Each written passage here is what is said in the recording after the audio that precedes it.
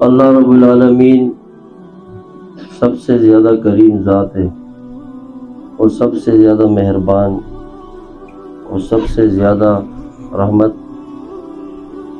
والی ذات وہ اللہ کی ہے۔ تو زندگی کے ہر موڑ پہ ہمیں یہ چاہیے کہ ہم اپنے رب کی طرف متوجہ ہوتے رہیں، اللہ سے توبہ کرتے رہیں، معافی مانگتے رہیں۔ معافی اور توبہ سے رشتہ قائم رہتا ہے۔ انسانوں کے ساتھ جو تعلق ہے اس کی وفا کی بھی لمٹ ہے، محبت کی بھی لمٹ ہے، برداشت کی بھی حد ہے، ہر چیز کی ایک حد ہے، لیکن اللہ اور بندے کے جو تعلق ہے اس کی کوئی حد نہیں، کوئی لمٹ نہیں۔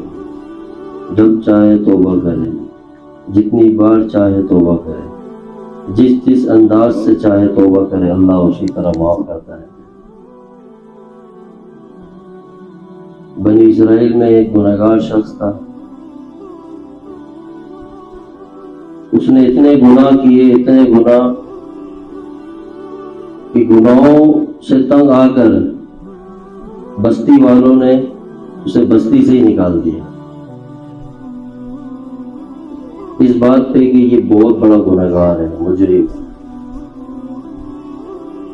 اب وہ لوگوں سے مایوس ہوا تو کسی ویرانے کی طرف چل پڑا، چلتے چلتے ایک جنگل میں پہنچ گیا، کیونکہ دنیا والے کسی کو برداشت نہیں کرتے زیادہ۔ انسان کے ساتھ تھوڑا سا بھی رویہ تبدیل ہو جائے تو ساری محبتیں ڈھیر ہو جاتی ہیں۔ محبت وہ ہے کہ اگر اصل محبت وہ ہے کہ محبوب کی طرف سے خوشیاں ملے تب بھی قبول ہے، غم درد ملے تب بھی قبول ہے، لیکن دنیا والوں کا نظام اور ان کی سوچیں مختلف ہیں۔ اب جو وہ ویران جنگل کی طرف چلا گیا تو اب وہاں پر بھی کوئی نہیں، تو اپنی زندگی کے دن وہاں کاٹتا جا رہا تھا۔ ایک دن، دو دن گزرتے گزرتے ایک انسان جب ساری دنیا سے کٹ جائے تو اتنی پریشانی اور اس میں کہ وہ بیمار پڑ گیا، بیمار پڑتے دن گزرتے رہے، حتیٰ کہ اس کی زندگی کا آخری وقت آ گیا۔ جب موت بالکل قریب آ گئی تب بھی اس نے دائیں دیکھا، بائیں دیکھا، آگے پیچھے، کہ شاید کوئی آسرا مل جائے، شاید کوئی دیکھ لے، کوئی آ جائے، نہیں۔ بالآخر اس نے پھر آسمانوں کی طرف دیکھا اور دل سے اللہ کو پکارا اور کیا عرض کرتا ہے کہ اللہ اگر تو مجھے جہنم میں ڈال دے تو پھر تجھے کیا ملے گا؟ جہنم میں ڈال دے، اگر جنت میں ڈالے تو تیرے خزانوں میں کیا کمی ہے؟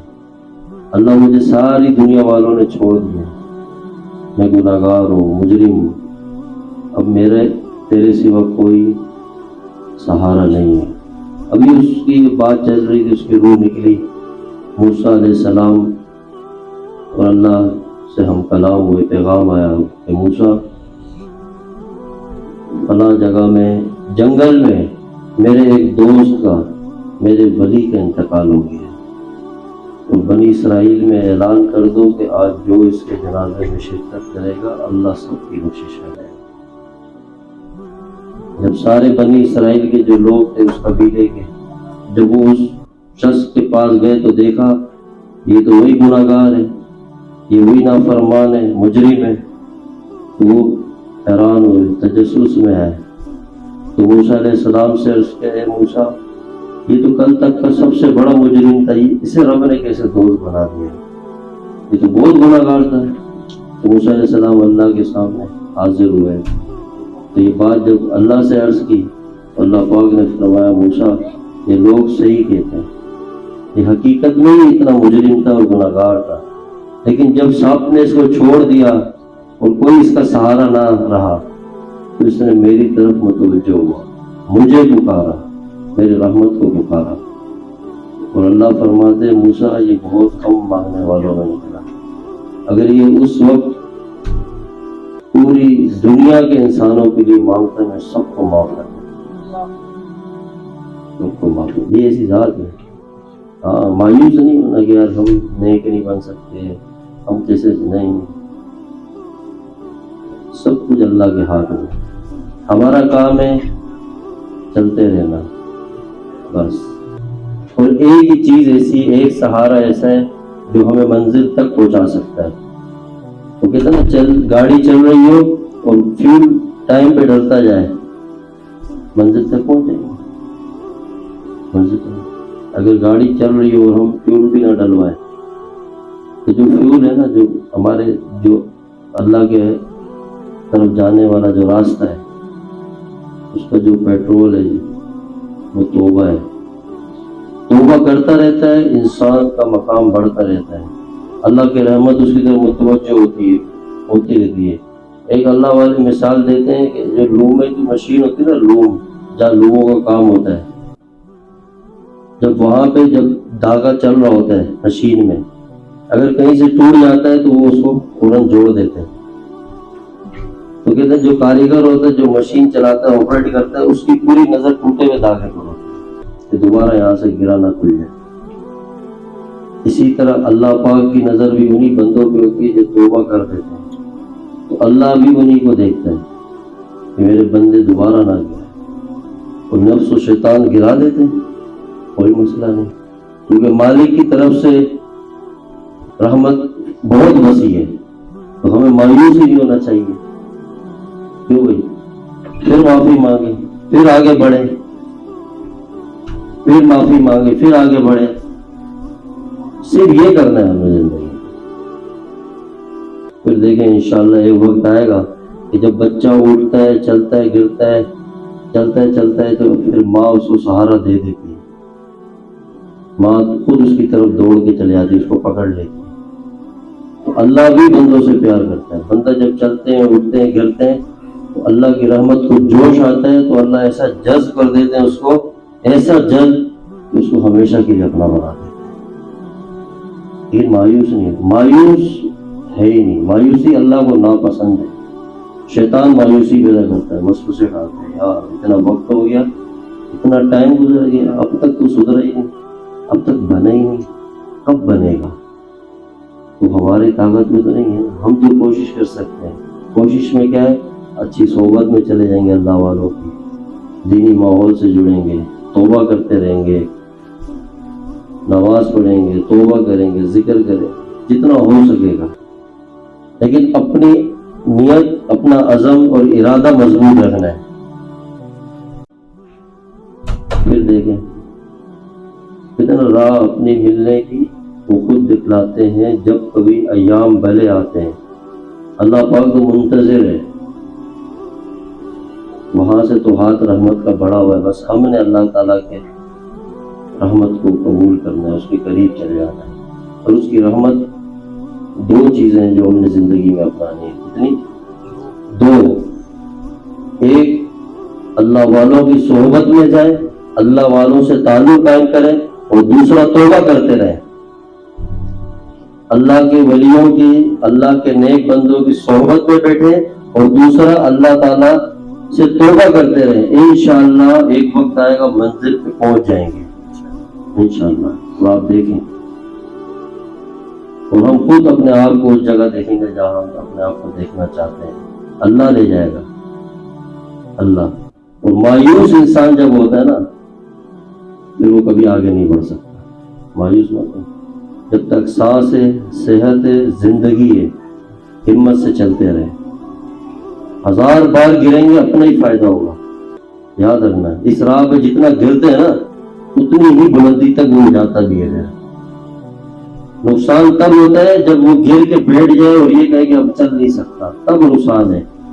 ہم تو چلنے کا ہمارا اختیار ہی نہیں، ہم 100 بار گرے، ہمیں حکم مالک کی طرف سے یہ کہ توبہ کرتے ہیں، بار بار معافی مانگ، ہمت سے چل، گناہوں سے بچ، ہو جائے پھر توبہ کر، کروڑ بار توبہ کر، اللہ سے معافی مانگ، ختم۔ کیوں پریشان ہوتا ہے؟ پھر ایک وقت آتا ہے اللہ اپنی رحمت میں تھام دیتا ہے۔ اللہ پاک قبول فرمائے۔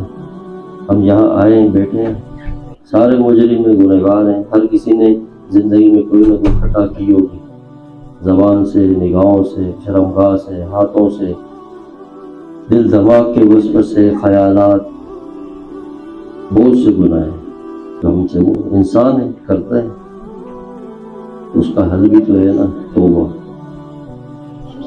کہتے ہیں نا جس دل پہ اللہ کی رحمت ہوتی ہے اس دل کی یہ حالت ہوتی ہے، ایک بار خطا ہو جاتی ہے 100 بار ندامت ہوتی ہے۔ جو اللہ کی رحمت والا دل ہوتا ہے نا، اس سے جب گناہ ہو جاتا ہے تو وہ جب تک توبہ نہیں کرے گا اس کو سکون بھی نہیں ملے گا، یعنی ایسا بوجھ ہوتا اس کے اوپر۔ جب یہ کنڈیشن ہو جائے ہمارے دل کی، اس حالت پہ دل آ جائے تو سمجھ لو کہ ہم اللہ کے قریب جا رہے ہیں۔ پہلے ہزاروں گناہ کرتے تھے، لاکھوں گناہ کرتے تھے، دن رات گناہ کرتے تھے، احساس تک نہیں ہوتا۔ اب ایک گناہ کر رہے ہیں اور دل بے چین ہو رہا ہے، پریشان ہو رہا ہے اور توبہ کی طرف دل بڑھ رہا ہے، اس کا مطلب یہی ہے نا اللہ نے ہمیں تھام لیا، اس کی رحمت نے تھام لیا ہے۔ تو انسان فرشتے ہیں جو معصوم ہیں، گناہ نہیں کر سکتے۔ انسان میں نفس ہے، پھر شیطان بھی دشمن ہے، تو ہمیں تو اللہ نے کہا بڑھتے جاؤ، چلتے جاؤ۔ تو فرمایا کہ جو لوگ میرے راستے میں مجاہدہ کرتے ہیں، اللہ تعالیٰ فرماتے ہیں قرآن پاک کا مفہوم ہے کہ جو لوگ میرے راستے میں مجاہدہ کرتے ہیں، تکلیفوں کو سہتے ہیں، نفس پہ زور ڈالتے ہیں، تو میں انہی لوگوں کے لیے راستوں کو ہموار کر دیتا ہوں، کھول دیتا ہوں، منزلیں آسان کر دیتا ہوں۔ مجاہدہ کے یہی بھی مجاہدہ ہے کہ اٹھ رہے ہیں، گر رہے ہیں، توبہ کر رہے ہیں، دل چاہ رہا ہے صحیح ہو جائے، نہیں ہو، دل ٹوٹ رہا ہے، پریشان ہے، یہ کوشش ہے نا، جہد ہے، محنت ہے، پھر اللہ ایک دم سے جذب کر دیں گے انشاءاللہ۔ ہم اللہ سے توبہ کرتے ہیں، توبہ کے کلمات پڑھتے ہیں کہ جتنی زندگی میں گناہ ہوئے اللہ ہمیں معاف فرما، آج کے بعد انشاءاللہ آپ کو ناراض ہے، کوشش کریں گے انشاءاللہ ہمت سے۔ تو میں توبہ کے کلمات پڑھتا ہوں، میرے ساتھ مل کے پڑھیں اور سچے دل سے اور اس نیت سے کہ اللہ ہم نے جو کچھ بھی زندگی میں وقت گزارا، غلطیاں کی، کوتاہیاں کی، تو ہمیں معاف کر، آئندہ انشاءاللہ تیری چاہت کے مطابق زندگی گزاریں گے۔ پڑھیں بسم اللہ الرحمن الرحیم، استغفر اللہ تعالی ربی من کل ذنب واتوب الیہ، استغفر اللہ تعالی ربی من کل ذنب واتوب الیہ، استغفر اللہ تعالی ربی من کل ذنب واتوب الیہ، اشہد ان لا الہ الا اللہ واشہد ان محمدا عبدہ ورسولہ۔ اللہ سے توبہ ہو گئی، معافی مانگی، اور اللہ کی قرب، اللہ کی رحمت اور اللہ کے تعلق کی جو سب سے بڑا ذریعہ ہے وہ رسول اللہ صلی اللہ علیہ وسلم کی ذات اقدس ہے۔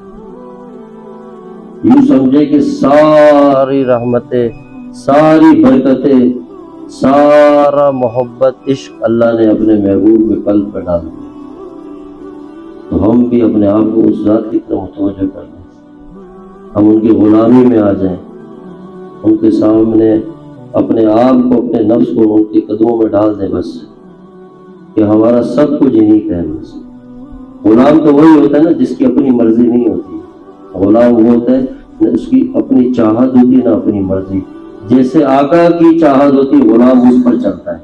اللہ ہمیں ایسا بنا دے کہ ہم اللہ کے محبوب کے غلام بن جائیں۔ جب ان کے غلام بن جائیں گے تو پوری دنیا میں بادشاہت ہماری ہوگی انشاءاللہ۔